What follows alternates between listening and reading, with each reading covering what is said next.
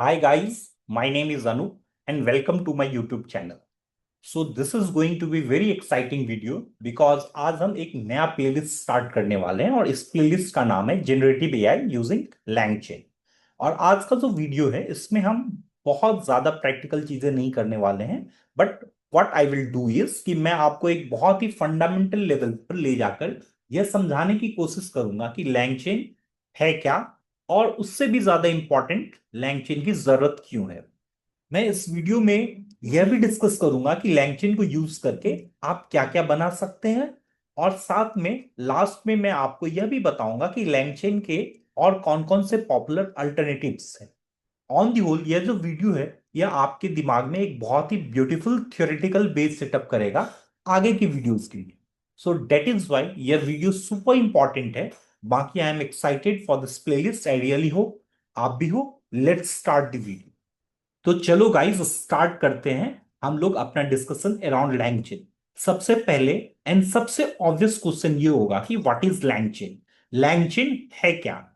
तो इस क्वेश्चन का आंसर मैं आपको देना चाहूंगा इस सिंगल सेंटेंस के through. So LangChain is an open source framework for developing applications powered by large language models.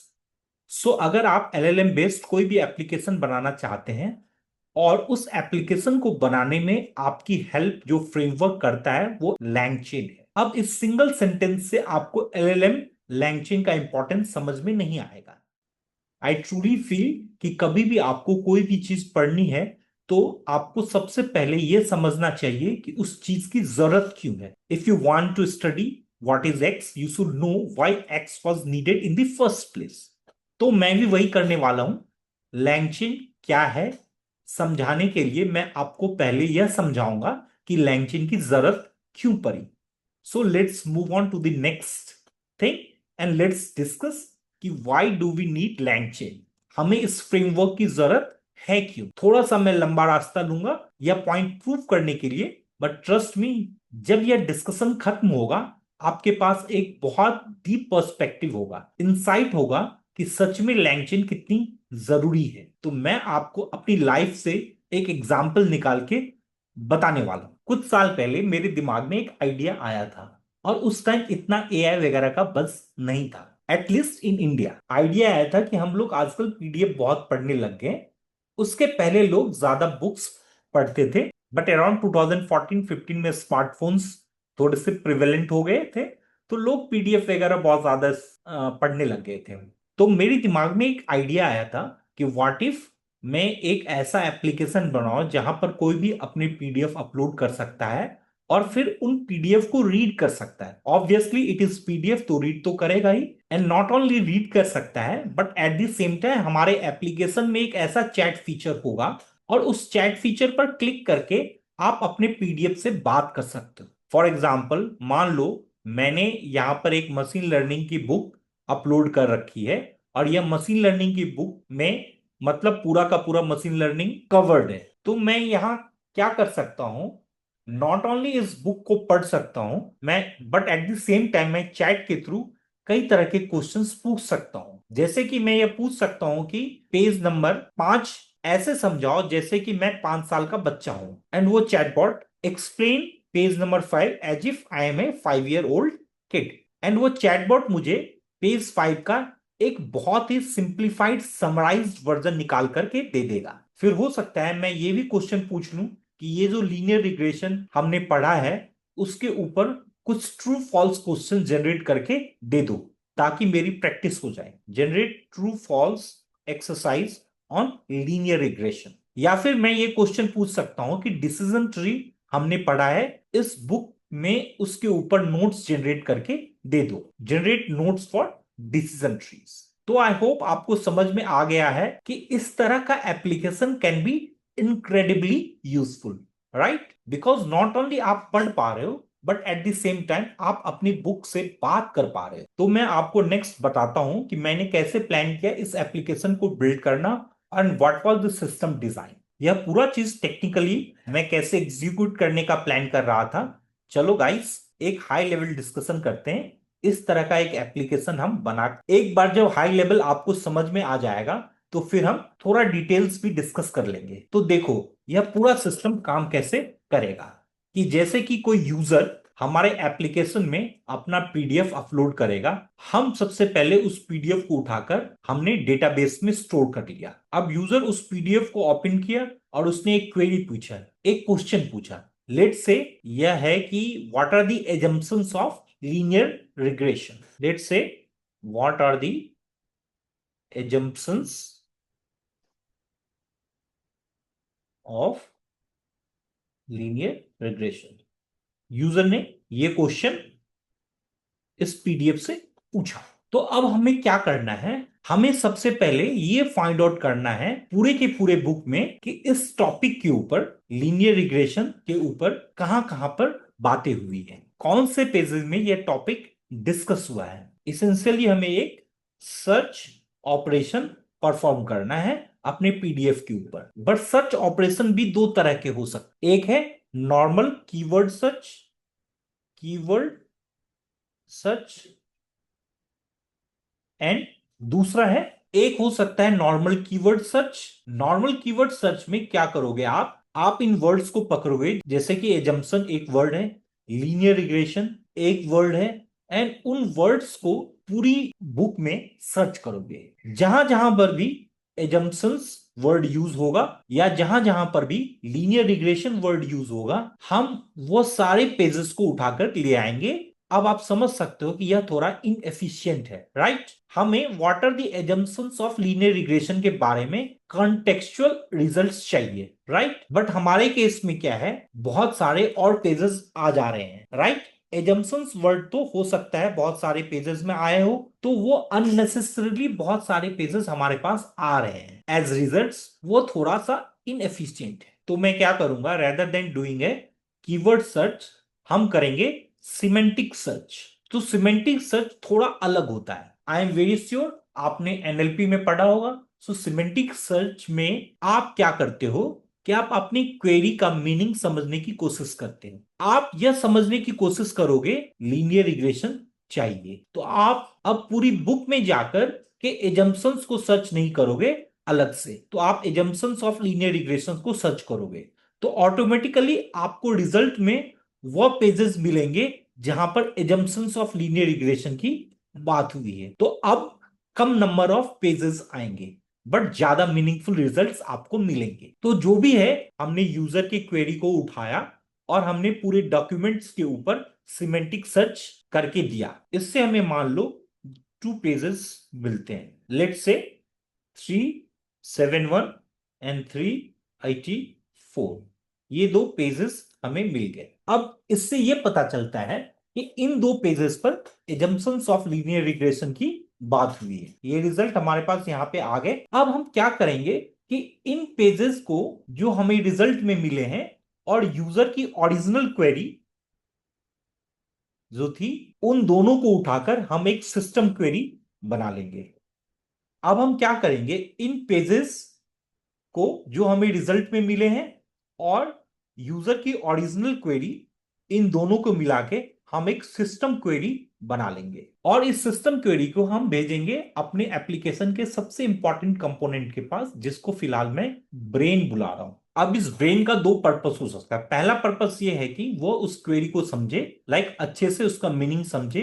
तो यहां पर एनएलयू, एनएलयू बोले तो नेचुरल लैंग्वेज अंडरस्टैंडिंग कैपेबिलिटी होनी चाहिए। नेचुरल लैंग्वेज अंडरस्टैंडिंग कैपेबिलिटी होनी चाहिए हमारे ब्रेन के पास, विच मीन्स इंग्लिश में पूछा जा रहा है वो इंग्लिश समझ ले, हिंदी में पूछा जा रहा है हिंदी समझ ले, वो टेक्स्ट को या क्वेरी को अच्छे से समझ पाए ताकि उसको यह समझ में आ जाए कि करना क्या है। सेकंड, ब्रेन के पास कॉन्टेक्स्ट अवेयर टेक्स्ट जनरेशन होनी चाहिए। Context aware text generation, let me right here, context aware text generation, TXT generation. And this is my natural language understanding. Natural language understanding.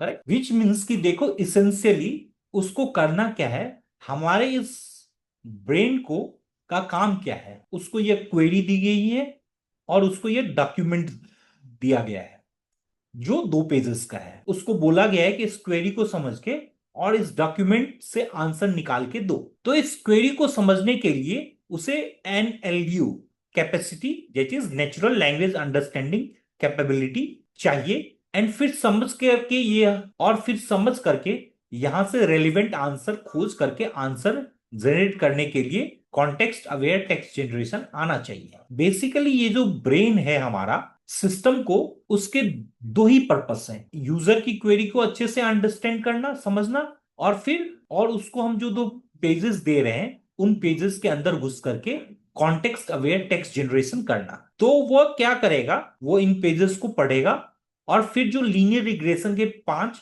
Assumptions हैं उनको extract करके उनको text generate करके हमें दे देगा और वही हमारा फाइनल आउटपुट हो जाएगा। सो this is how the entire system is working. अब आपको ये दिमाग में 1-2 क्वेरीज आ रही होगी यहां पर कि हमने इतनी मेहनत की ही क्यों, सिमेंटिक सर्च वाली। अगर मेरा ब्रेन यूजर की क्वेरी को समझता ही है और गिवन पेजेस के अंदर से आंसर खोज के जनरेट कर ही सकता है, तो हम उसको डायरेक्टली यह पूरी बुक भी तो दे सकते हैं। मान लो ये बुक 1000 पेजेस का है, लेट से this is a 1000 pages PDF और बुक।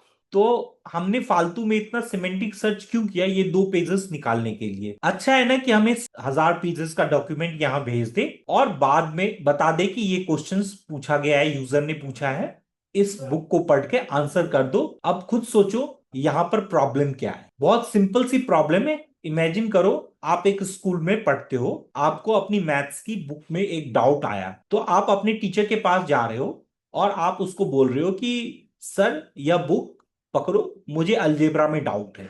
अब यह एक सिनेरियो है। सिनेरियो टू यह हो सकता है कि आपने अपने टीचर के पास जाओ और उसको स्पेसिफिकली बताओ सर मुझे पेज नंबर 100 पे डाउट्स है। कौन से सिनेरियो में टीचर आपको जल्दी और अच्छा रिस्पॉन्स दे पाएगा? Obviously in the second scenario, because आपने उसको एक सिंगल पेज देकर बोला कि मुझे इस पेज में डाउट है, रेदर देन उसको पूरी बुक देने के। तो सेम सिनेरियो यहां पर भी है। आपने अपने इस सिस्टम के ब्रेन को बहुत स्पेसिफिकली 2 पेजेस दिए और उस एक यूजर की क्वेरी दी एंड आपने उसको बोला कि देखो भाई ये क्वेरी रीड करो, समझो और इन 2 पेजेस में इसका आंसर निकाल के दे दो। अब पूरी बुक अगर आप दे दो तो कंप्यूटेशनली ज्यादा एक्सपेंसिव हो जाएगा एंड सेकेंड हो सकता है कि आपको ये रिजल्ट मिले वो भी उतने अच्छे ना हो। दैट इज वाई हमने ये पूरा का पूरा सिमेंटिक सर्च वाला पूरा फीचर इंप्लीमेंट किया है। जो भी है यह हाई लेवल ओवरव्यू है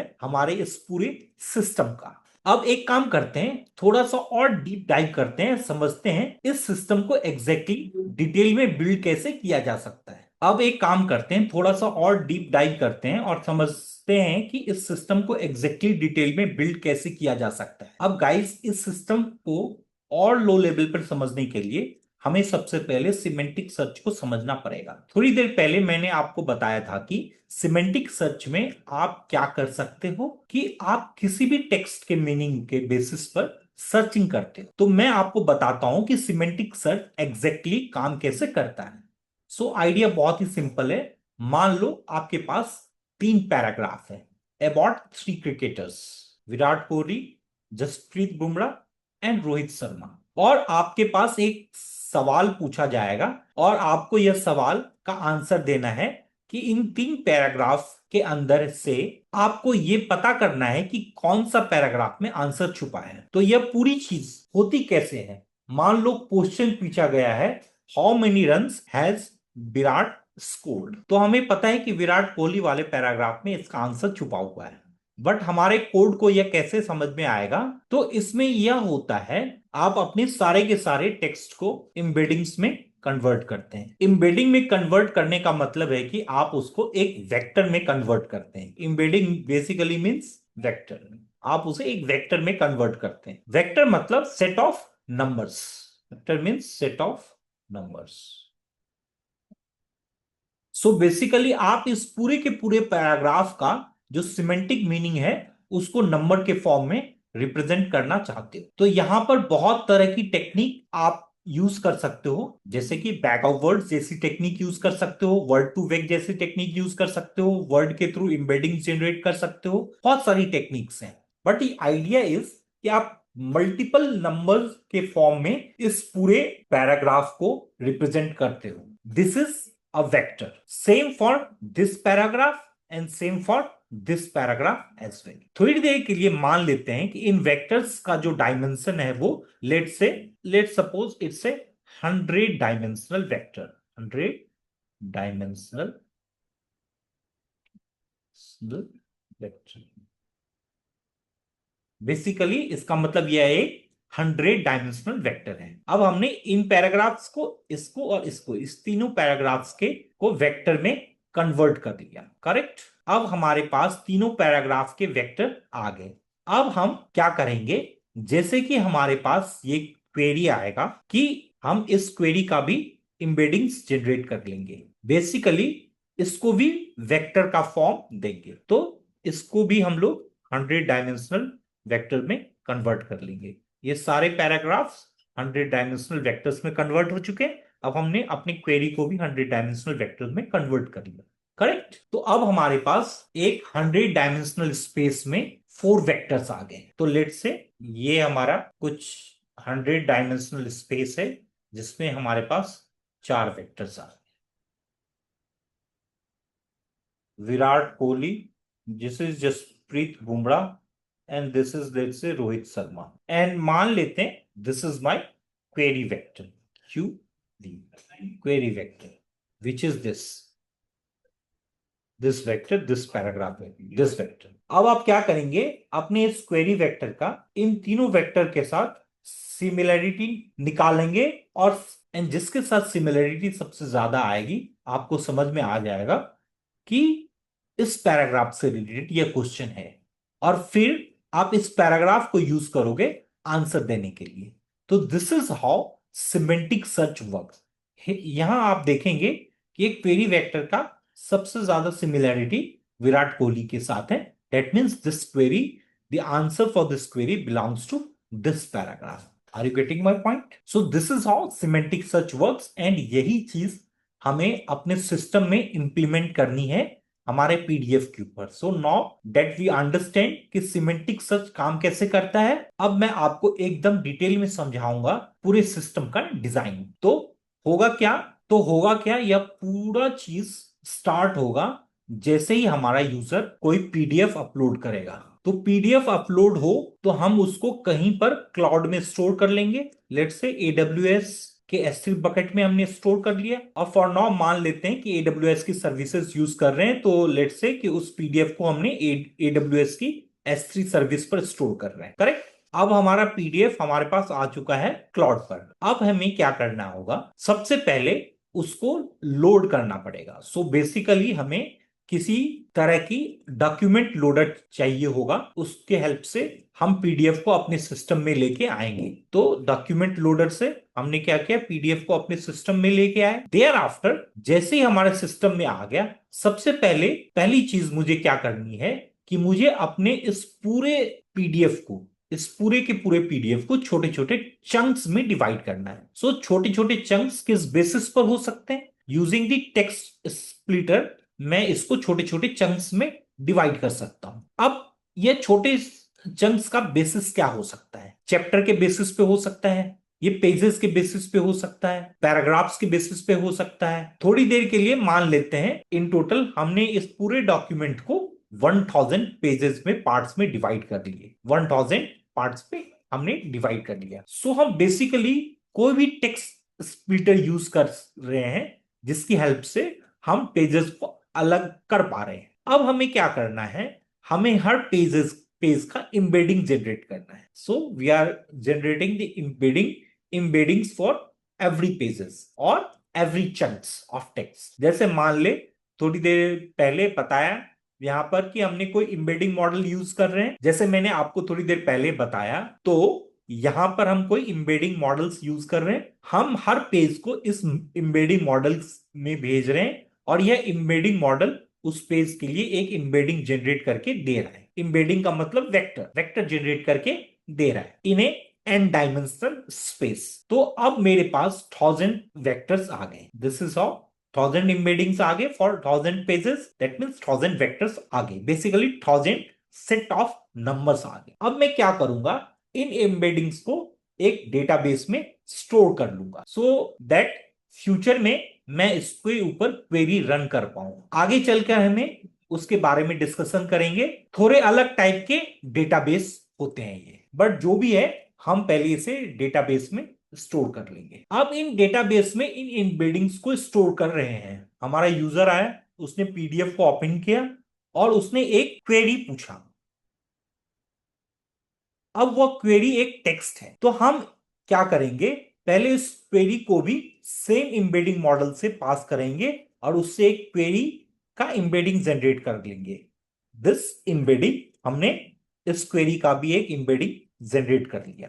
अब क्वेरी एक टेक्स्ट है, तो हम क्या करेंगे, सबसे पहले क्वेरी को भी एम्बेडिंग मॉडल से पास कराएंगे, उस क्वेरी का भी एम्बेडिंग जनरेट करेंगे अगेन इन एन डायमेंशन। ठीक है, हमारे पास पहले से डेटाबेस में ऑलरेडी 1000 वेक्टर्स हैं। अब एक नया वेक्टर आया, हम उस वेक्टर को कंपेयर करेंगे सारे के सारे वेक्टर्स के साथ। हमें 1000 वेक्टर्स जो पहले से हैं उन वेक्टर्स के साथ जो अभी हमारा यूजर क्वेरी का एम्बेडिंग है उस वेक्टर के साथ कंपेयर करेंगे। सो कंपैरिजन का मतलब ये हुआ कि ये सारे के सारे वेक्टर्स के साथ बेसिकली डिस्टेंस निकालेगा और इसमें से जो वेक्टर या जो सेट ऑफ वेक्टर सबसे ज्यादा क्लोज होंगे हमारा क्वेरी वेक्टर के, हम उनको उठा करके ले जाएंगे। बेसिकली मान लो अगर हमने डिसाइड किया कि 5 वेक्टर्स रिटर्न करेंगे तो 5 सबसे सिमिलर वेक्टर आपस में आएंगे और फिर उसके करस्पॉन्डिंग जो पेजेस हैं हम उन पेजेस को एक्सट्रैक्ट करेंगे और वही पेजेस हमें यहां पे मिल जाएगा। अब एक नया वेक्टर आया, हम इस वेक्टर को कंपेयर करेंगे सारे के सारे वेक्टर्स के साथ, बेसिकली डिस्टेंस निकालेंगे। बेसिकली मान लो अगर आप हमने डिसाइड किया कि 5 वेक्टर्स रिटर्न करने हैं तो 5 सबसे सिमिलर वेक्टर्स वापस आएंगे एंड फिर उनके करस्पॉन्डिंग जो पेजेस हैं उन पेजेस को एक्सट्रैक्ट करके वही पेजेस को यहाँ पे लेके आ जाएंगे। आई होप आपको ये पूरी चीज समझ में आ गई होगी। उसके बाद आगे का जो पूरा का पूरा फ्लो है वो बिल्कुल सेम है। हम यूजर के ओरिजिनल क्वेरी को लेंगे और इन पेजेस को लेंगे और इनको मिला के हम एक सिस्टम क्वेरी बिल्ड करेंगे एंड यह सिस्टम क्वेरी हमारे ऐप यानी कि हमारे ब्रेन में जाएगा और ब्रेन में एनएलयू, मतलब NLU means natural language understanding plus text aware text generation होगा, हमारा आंसर मिलेगा। वही आंसर हमें ये फाइनल आउटपुट के फॉर्म में यूजर को दिखेगा।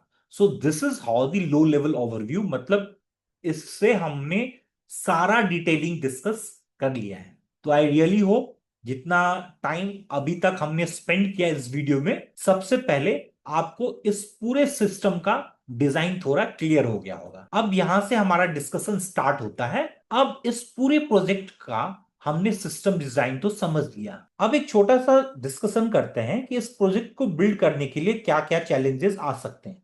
सबसे पहले मैं सबसे बड़े चैलेंज की बात करूंगा जो है पूरा फ्लो। इसमें जो सबसे चैलेंजिंग एस्पेक्ट है वो है इस ब्रेन को बिल्ड करना। सोच के देखो हमें एक ऐसा कंपोनेंट डेवलप करना है जिसको हम कोई भी क्वेरी भेजे तो हमारा कंपोनेंट इस क्वेरी को पूरी तरीके से समझ पाए, राइट। अब यह खुद में बहुत चैलेंजिंग काम है। सेकंड, समझने के बाद वो रेलिवेंट टेक्स्ट जनरेट कर पाए, जो कि अगेन एक बहुत चैलेंजिंग काम है। एंड ऑनेस्टली एनएलपी में बहुत काम हुआ है इन दोनों चीजों के ऊपर, बट जो ब्रेक थ्रू आया वो फाइनली आया 2017 में, जब ट्रांसफॉर्मर वाला पेपर आया एंड फिर ट्रांसफॉर्मर के बाद बर्ट एंड जीपीटी वाला पेपर आया और फिर उसके बाद यह पूरा एलएलएम का एपिसोड शुरू हुआ। तो फिर फाइनली इस प्रॉब्लम को क्रैक किया गया। तो गेस व्हाट, हमें ज्यादा मेहनत नहीं करनी है इस ब्रेन को डेवलप करने के लिए। ऑलरेडी एलएलएम्स मार्केट में हैं जिनके पास ये दोनों कैपेबिलिटीज हैं, नेचुरल लैंग्वेज अंडरस्टैंडिंग की भी कैपेबिलिटी है and context aware text generate करने की भी कैपेबिलिटी है। हमें सिंपली क्या करना है, इसी एलएलएम को यूज करना है। हालांकि यह बहुत बड़ा चैलेंज था 2015 में, आज यह बहुत बड़ा चैलेंज नहीं है। आज आप इस प्रॉब्लम को बहुत आसानी से एक एलएलएम लगा के सॉल्व कर सकते हैं। So now what I will do, so इस फ्लो में, इस ब्रेन के बदले मैं ये एलएलएम लिख रहा हूं। अब बहुत सारे एलएलएम है मार्केट में, आप किसी भी ओपन सोर्स एलएलएम को यूज कर सकते हैं। अगर आप एक बहुत बड़ी कंपनी हो तो आप खुद के फाउंडेशनल मॉडल ट्रेन करके एलएलएम बना सकते हो। बट अगेन जो भी है that is not our concern, हमें हमारा पहला चैलेंज सॉल्व करने का तरीका मिल गया एंड एलएलएम को यूज करना आ गया। बट अगेन जो भी है that is not our concern, हमें हमारा पहला चैलेंज सॉल्व करने का तरीका मिल गया एंड तरीका है एलएलएम को यूज कर। अब मैं आपको बताता हूं चैलेंज नंबर 2 के बारे में। एक और बहुत बड़ा चैलेंज क्या है कि अगर आप एलएलएम को यूज करना चाहते हो as your brain this thing, तो एलएलएम को आपको अपने सिस्टम में कहीं पर बिठाना पड़ेगा, बेसिकली अपने सर्वर पर रखना पड़ेगा। अब शायद आपको एलएलएम के स्केल के बारे में पता होगा, तो वो बहुत ही हैवी मॉडल्स होते हैं, बहुत हैवी डीप लर्निंग मॉडल्स होते हैं जो पूरे इंटरनेट के डेटा पर ट्रेन हुए, राइट। अब इतने बड़े एलएलएम मॉडल को अगर आप अपने सर्वर पे बिठाओगे इन्फ्रेंस करने के लिए, उससे रिजल्ट्स निकालने के लिए, तो आपको ना बहुत ज्यादा इंजीनियरिंग करनी पड़ेगी, आपको बहुत ज्यादा कंप्यूटेशनल प्रॉब्लम को सॉल्व करना पड़ेगा। बिकॉज इतने बड़े सिस्टम को अपने सर्वर पर रखना, चलाना आसान काम नहीं है। इंजीनियरिंग पॉइंट ऑफ व्यू से कॉस्ट भी बहुत ज्यादा लगेगा। तो सेकंड बड़ा चैलेंज है कंप्यूटेशन का भी। मैं किसी एलएलएम को लाकर अपने सिस्टम, अपने क्लाउड पर कैसे बिठाऊं और कैसे चलाऊं, कैसे कॉस्ट मैनेज करूं। तो गेस व्हाट, अच्छी खबर यह है कि इस चैलेंज को भी सॉल्व किया जा चुका है। बड़ी बड़ी जो कंपनीज है जैसे कि ओपन एआई हुआ, या फिर एंथ्रोपिक हुआ, या फिर गूगल हुआ, इन कंपनीज ने एलिमेंट्स बना रखे हैं। इन्होंने इन प्रॉब्लम को आइडेंटिफाई की। अगर इनका एलिमेंट को यूज करना चाहता है तो मोस्ट लाइकली उन एलिमेंट्स को अपने सर्वर पर, अपने मशीन पर तो नहीं चला पाएगा, बिकॉज दैट सॉफ्टवेयर इज और that model is extremely heavy. फिर इन लोगों ने क्या किया, इन लोगों ने इन एलएलएम को अपने सर्वर पर डाल दिया। जैसे ओपन एआई, उनका जो चैट जीपीटी है, फिर जीपीटी मॉडल है, उनको उन लोगों ने अपने ही सर्वर पर डाल दिया और अपने एलएलएम के अराउंड उन्होंने एक एपीआई क्रिएट कर दिया। अब उस एपीआई का फायदा क्या है कि कोई भी इस एलएलएम से बात कर सकता है। सिंपली आप एक क्वेश्चन पूछोगे, वो क्वेश्चन आपके एलएलएम के पास जाएगा, एलएलएम आपको रिप्लाई करेगा और वो रिप्लाई वापस यूजर को मिल जाएगा। आपको पूरा का पूरा एलएलएम को उठा के अपने सर्वर पर रखने की जरूरत नहीं है। आप सिंपली इन एपीआई को हिट करके अपना काम चला सकते हो। तो इन शॉर्ट, मैं यहां पर एलएलएम को यूज ना करने के एक एलएलएम एपीआई को यूज करूंगा। और एपीआई यूज करने का यह भी फायदा है कि जितना यूज करूंगा उतना ही पे भी करना होगा। तो अगर मेरा यूजेस कम है तो मुझे पेमेंट भी कम करनी है। तो इन शॉर्ट, जो भी दो बड़े चैलेंजेस थे, natural language understanding and text generation का, वो एलएलएम ने सॉल्व कर दिया। और एलएलएम के अराउंड जो कंप्यूटेशनल चैलेंज थे उनको इन एपीआई ने सॉल्व कर दिया। तो दो बड़े चैलेंजेस थे जो थे, वो आज की डेट में 2025 में ऑलरेडी सॉल्व हो चुके हैं। अब बात करते हैं चैलेंज नंबर 3 की। चैलेंज नंबर 3, इस पूरे के पूरे सिस्टम को ऑर्केस्ट्रेट करना। मतलब इतने सारे जो कंपोनेंट्स यहां पर हैं उनको मिलाकर के चला पाना खुद में एक बहुत बड़ा चैलेंज है। तो एक काम करता हूं, मैं आपको थोड़ा सा समझाने की कोशिश करता हूं। सबसे पहले मैं आपको दिखाना चाहता हूं यहां पर कितने मूविंग कंपोनेंट्स हैं। तो सबसे पहले है कंपोनेंट्स है AWS S3, जहां पर आप अपने डॉक्यूमेंट्स को स्टोर कर रहे हो। सेकेंड आपका कंपोनेंट्स है टेक्स्ट स्प्लिटर, यह भी एक तरह का मॉडल होता है जो based on the document decide करता है कि स्प्लिटिंग कैसे होगी। थर्ड है आपका एम्बेडिंग्स, एम्बेडिंग जो करते हैं वो भी एक मॉडल के थ्रू करते हैं, वो मॉडल भी एक कंपोनेंट हो गया। उसके बाद डेटाबेस, ये भी एक कंपोनेंट हो गया, यहां पर भी आप अपने एम्बेडिंग्स को स्टोर करोगे, वो भी एक कंपोनेंट है। और उसके अलावा आपका एलएलएम है, वो भी एक कंपोनेंट है। So we have got 5 components in this system. अब अगर मैं आपको टास्क के बारे में बताऊं तो टोटल हम यहां पर बहुत तरह के टास्क परफॉर्म कर रहे हैं। हम डॉक्यूमेंट को लोड करने का टास्क परफॉर्म कर रहे हैं, हम टेक्स्ट को स्प्लिट करने का टास्क परफॉर्म कर रहे हैं, हम एम्बेडिंग्स का टास्क परफॉर्म कर रहे हैं, हम डेटाबेस मैनेजमेंट का टास्क परफॉर्म कर रहे हैं, हम रिट्रीवल का टास्क परफॉर्म कर रहे हैं, एलएलएम से बात करने का टास्क परफॉर्म कर रहे हैं। So again 5 to 6 task are there जो हमें एक पाइपलाइन के थ्रू एग्जीक्यूट करना है। तो इन शॉर्ट ये जो सिस्टम है यह बहुत सारे मूविंग कंपोनेंट से बना है और इन कंपोनेंट्स के बीच में हमें बहुत सारे टास्क को एग्जीक्यूट करना है जो खुद में बहुत चैलेंजिंग काम है। अगर यह सारा कोड आप स्क्रैच से लिखने जाओगे तो it would be very very difficult. जैसे मैं आपको एक एग्जांपल देता हूं, मान लो आपने एक पूरा सिस्टम हाथ से कोड किया और कल को पता चला कि आपको अब ओपन एआई की एपीआई नहीं यूज करनी बिकॉज वो कॉस्टली है और उसके बदले आपको गूगल की जेमिनाई की एपीआई यूज करनी है। तो अब आप सडनली से आपने जो पूरा कोड लिखा था ओपन एआई के साथ इंटरेक्ट करने का उसको हटाना है और नया कोड लिखना है गूगल के जेमिनाई या जेमिनी एपीआई के साथ इंटरेक्ट करने का।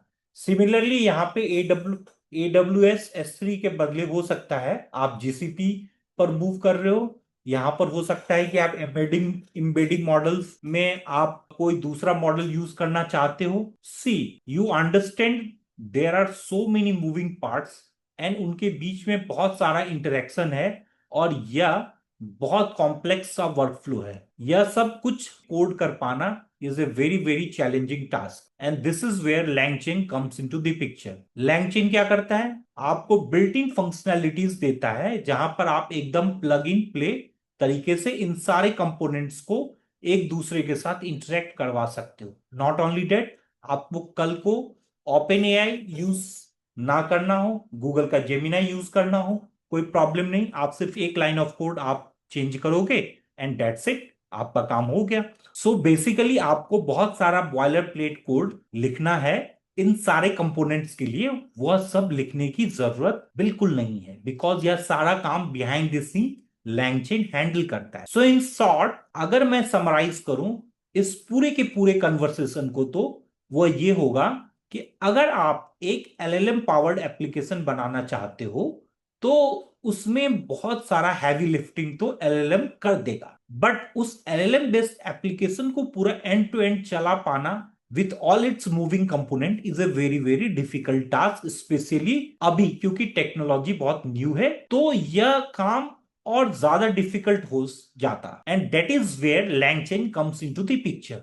वह बोलता है कि आप सिर्फ अपने आइडिया पर फोकस करो, यह पूरा इंटरफेसिंग का जो काम है, ऑर्केस्ट्रेट का जो काम है वो मैं आपके लिए करके दूंगा। ठीक है, तो नॉट डेट डेट आपको थोड़ा इंट्यूशन मिल गया है कि लैंगचेन एग्जैक्टली क्यों यूज हो रहा है पूरे सिस्टम में। अब मैं आपको और बेनिफिट बताता हूं जो लैंगचेन आपको प्रोवाइड करता है। सो नाउ दैट हमने थोड़ा समझने की कोशिश की कि लैंगचेन यूज करने के पीछे रीजन क्या है। अब मैं आपको थोड़ा सा फॉर्मली लैंगचेन के बेनिफिट बताना चाहता हूं। ठीक है, तो एक एक करके डिस्कस करते हैं। जो सबसे पहला बेनिफिट है लैंगचेन का वो ये है कि यहां पर एक कॉन्सेप्ट होता है चेन्स का, concept of chains. In fact LangChain का नाम ही लैंगचेन इसलिए पड़ा बिकॉज यहां पर चेन का कॉन्सेप्ट है। जो चेन्स में आप क्या कर सकते हो, आप अलग अलग कंपोनेंट्स को, अलग अलग टास्क को एक चेन का फॉर्म दे सकते हो। बेसिकली एक pipeline sort of structure form कर सकते हो और कितनी भी कॉम्प्लेक्स वर्कफ्लोज को एग्जीक्यूट कर सकते हो। जैसे हमारे एग्जांपल में आपको मल्टीपल कंपोनेंट्स के बीच में मल्टीपल टास्क एग्जीक्यूट करना, आपको डॉक्यूमेंट्स को लोड करना, टेक्स्ट को स्प्लिट करना, एम्बेडिंग्स करवानी, डेटाबेस में स्टोर करवाना, फिर रिट्रीव करवाना, फिर एलएलएम के पास डेटा को भेजना। नो यस, यह एक सीरीज ऑफ टास्क है। तो आप क्या कर सकते हो, इस पूरे के पूरे पाइपलाइन को एक चेन में कन्वर्ट कर सकते हो। और वह चेन का सबसे अच्छा फीचर क्या है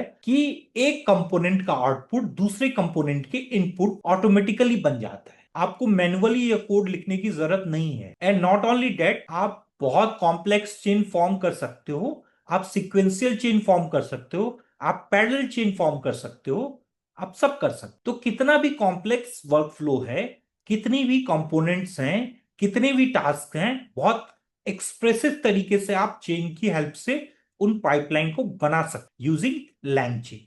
यह सबसे बड़ा फीचर है जो हम आगे देखेंगे। उसके बाद सेकंड बहुत बड़ा फीचर है model agnostic development. Model agnostic development मतलब आप यहां पर कोई भी मॉडल यूज करो, फर्क नहीं पड़ता। मैंने आपको थोड़ी देर पहले एग्जांपल भी दिया, ओपन एआई की एपीआई को यूज करो या फिर गूगल के जेमिनाई को यूज करो। आपको सिंपली एक लाइन ऑफ कोड चेंज करना है और आपका वो कन्वर्जन हो जाएगा। आप यहां पर AWS को यूज करो या GCP को यूज करो, आप बहुत झट से एक या दो लाइन के कोड में आपका पूरा का पूरा कोड बेस शिफ्ट हो जाएगा to a different component. So basically ये मॉडल एग्नोस्टिक है, आपको अपने कोड लॉजिक पर फोकस करना है। कंपोनेंट आप यहां वहां मूव करो, does not matter. Third is कि LangChain ने कोशिश की कंप्लीट इकोसिस्टम देने की। अगर आपके डॉक्यूमेंट लोडर चाहिए तो हर तरह की डॉक्यूमेंट लोडर अवेलेबल है। आप चाहो तो क्लाउड से भी आ सकते हो, डेटा को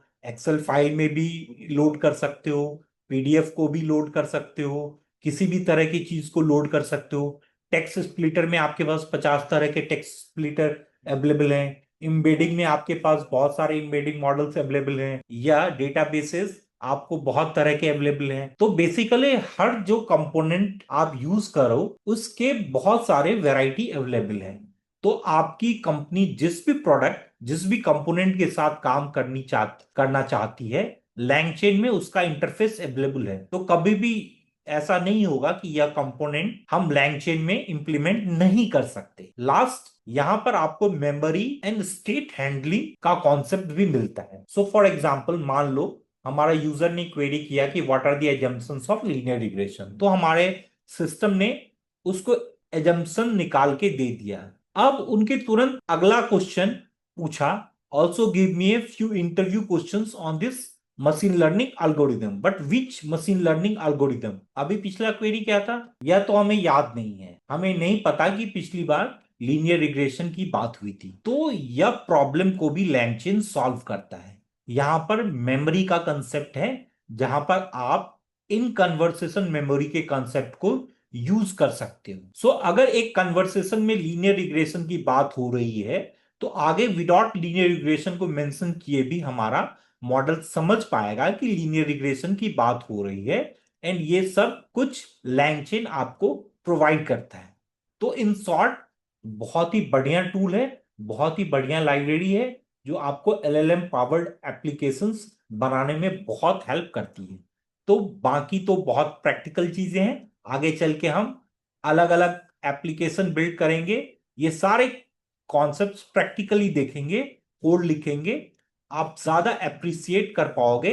बट सिंस ये फर्स्ट वीडियो है, आई रियली होप मैं एक अंडरस्टैंडिंग डेवलप कर पाया कि LangChain क्या है और इसकी रिक्वायरमेंट क्यों है। अब एक चीज और डिस्कस करते हैं कि आप LangChain को यूज करके क्या क्या बना सकते हो, या फिर पूरी दुनिया में लोग LangChain को यूज करके क्या बना रहे हैं। तो there are multiple use cases, आप कई तरह की चीजें बना सकते हैं। मैं आपको कुछ एग्जाम्पल देता हूं।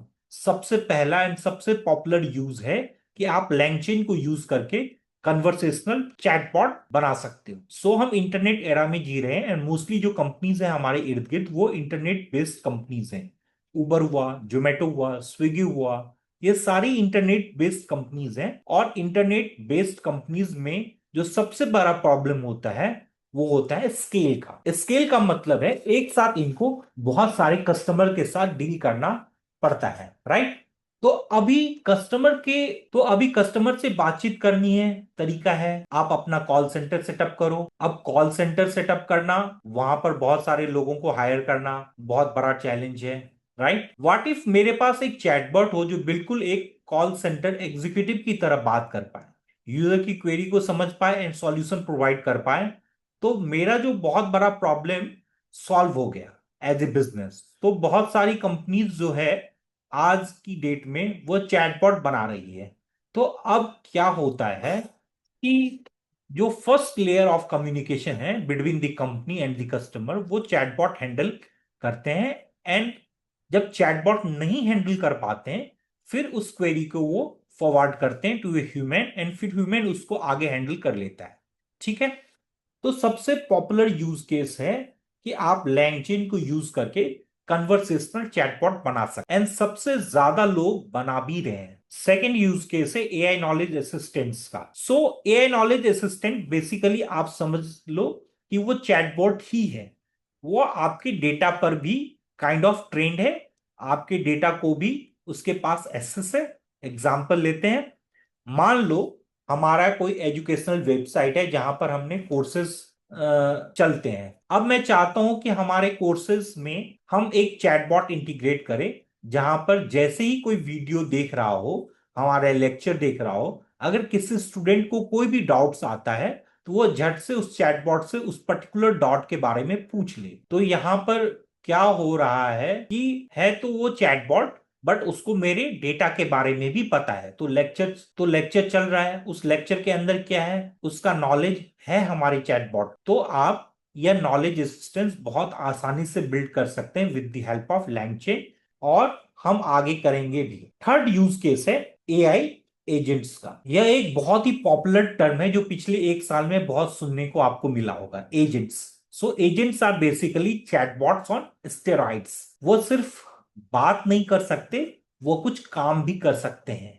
जैसे मान लो मेक माई ट्रिप में लोग होटल्स बुक करते हैं, ट्रेन का टिकट बुक करते हैं, फ्लाइट्स का टिकट बुक करते हैं। तो जनरली क्या होता है कि जो थोड़े ओल्डर लोग हैं, 60s में हैं, वो लोग उतने फ्लुएंट नहीं है इस तरह के वेबसाइट के साथ काम करने के लिए या फिर टिकट वगैरह बुक करने में। तो हम क्या कर सकते हैं, हम यहां पर एक एजेंट को बिठा सकते हैं, एक एआई एजेंट जो ना केवल एक ह्यूमन की तरह बात करेगा, बट जब आप उसको बोलोगे तो वो आपके लिए चीजें करके भी देगा। जैसे अगर कोई सीनियर सिटीजन बात कर रहे हैं इस एआई एजेंट से, वो लिटरली बस इतना बोलेंगे कि मुझे इस डेट पर इस जगह से इस जगह के बीच की फ्लाइट टिकट बुक करके दो, सबसे चीपेस्ट वाली। तो वो एआई एजेंट के पास यह टूल है और यह पावर है कि वो पूरा का पूरा टास्क खुद ही एग्जीक्यूट कर सकता है, ऐसा बोला जा रहा है। एआई एजेंट्स एआई के वर्ल्ड में नेक्स्ट बिग थिंग है, और मोस्ट लाइकली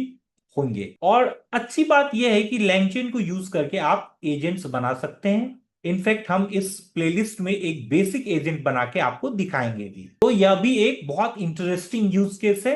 इसके अलावा और बहुत सारे यूज केसेस हो सकते हैं। वर्कफ्लो ऑटोमेशन आप करवा सकते हो, किसी भी तरह का वर्कफ्लो ऑटोमेशन, पर्सनल लेवल पर, प्रोफेशनल लेवल पर, कंपनी लेवल पर।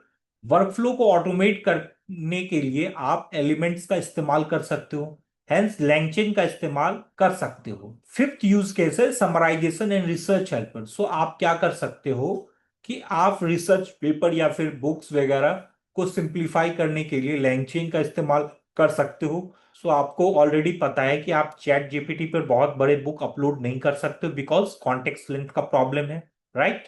सेकेंड, एक और प्रॉब्लम हो सकता है कि कई बार आप अपनी कंपनी का प्राइवेट डेटा चैट जीपीटी पे अपलोड नहीं कर सकते हो, आपकी कंपनी ने मना कर रखा है। तो आप क्या कर सकते हो कि आपकी कंपनी लैंगचेन को यूज करके एक चैट जीपीटी जैसा टूल बना सकती है जो कि कितना भी बड़ा डॉक्यूमेंट को प्रोसेस कर सकता है और उससे रिलेटेड क्वेश्चंस को आंसर कर सकता है। एंड सेकेंड, यह सिंस आपकी कंपनी का पर्सनल चैटबॉट है, यहां पर आप अपनी कंपनी से रिलेटेड जो प्राइवेट डेटा है वो भी अपलोड करके बात कर सकते हो। तो इस तरह से समराइजेशन एंड रिसर्च से रिलेटेड टूल्स भी बहुत बनने लगे हैं लैंगचेन को यूज करके। इसके अलावा फ्यूचर में और ना जाने क्या क्या टूल्स बनेंगे, बट फ्यूचर ब्राइट लग रहा है। ऐसा लग रहा है कि एलएलएम बेस्ड एप्लीकेशंस एंड ज्यादा हमें देखने को मिलेंगे।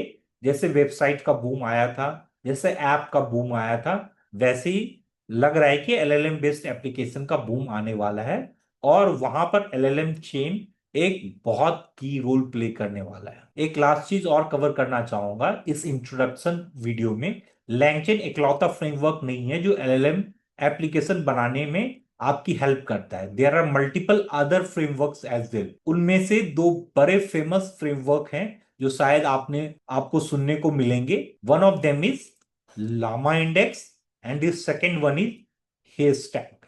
ये दोनों फ्रेमवर्क भी काफी पॉपुलर है और बहुत सारी कंपनीज हैं जो इन फ्रेमवर्क को यूज कर रही है instead of using LangChain. It really depends कहां पर आपको बेटर प्राइसिंग मिल रही है, कौन सा टूल आपको सबसे ज्यादा सही लग रहा है, उसके बेसिस पर यह डिसीजन मेकिंग होता है। बट या लामा इंडेक्स थोड़ा ज्यादा पॉपुलर है, शायद आपने सुना भी होगा। अब चाहूं तो मैं आपको एक कॉम्पेरेटिव स्टडी दे सकता हूं between LangChain, LlamaIndex and Haystack. But I feel कि सिंस अभी हमने लैंगचेन को ही अच्छे से नहीं स्टडी किया है, तो फिर it is not the right time, but future में जरूर हम इसको कवर करेंगे। I will definitely touch this topic, जहां पर मैं आपको LangChain, LlamaIndex and Haystack के बीच में प्रॉस एंड कॉन्स का एनालिसिस करके दूंगा। बट फॉर नाउ पता होना चाहिए कि लैंगचेन इकलौता फ्रेमवर्क नहीं है, there are others as well. तो with that I will conclude this video. I really hope इस वीडियो से मेरा जो गोल था आपको एक अच्छा इंट्रोडक्शन करवाने का लैंगचेन से, वो मैंने करवा पाया। और आपको आइडिया हो गया अब कि लैंगचेन क्या है, उसकी जरूरत क्या है, और आप इससे क्या क्या कर सकते हो। So now we are ready to move ahead in our journey. Next जो वीडियो है वो हम लैंगचेन का जो कंप्लीट इकोसिस्टम है वो डिस्कस करेंगे। एंड ट्रस्ट मी, वो जानना बहुत इंपॉर्टेंट है। फिर हम प्रैक्टिकल पार्ट्स में जंप करेंगे, कोड करना स्टार्ट करेंगे, एलएलएम बेस्ड एप्लीकेशन बनाना स्टार्ट करेंगे। तो अगर आपको यह वीडियो पसंद आया हो, please do like, share and subscribe. मिलते हैं नेक्स्ट वीडियो में। बाय।